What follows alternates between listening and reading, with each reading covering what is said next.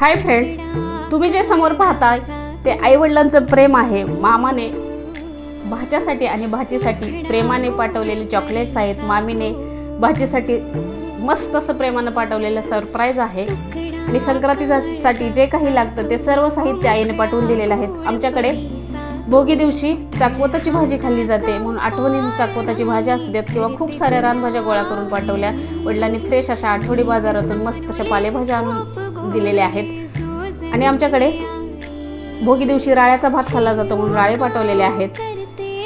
आणि सौभाग्याचा सण असल्यामुळे सुडेपाटल्या घालतात आमच्याकडे, त्याच्यामुळे सुडेपाटल्या देखील गव्हामध्ये दिलेल्या आहेत कारण फुटू नयेत म्हणून। आणि गावाकडे संक्रांतीला बायका नवीन जोडवी घेतात म्हणून आईने मस्त अशी चांदीची जोडवी करून पाठवलेली आहेत।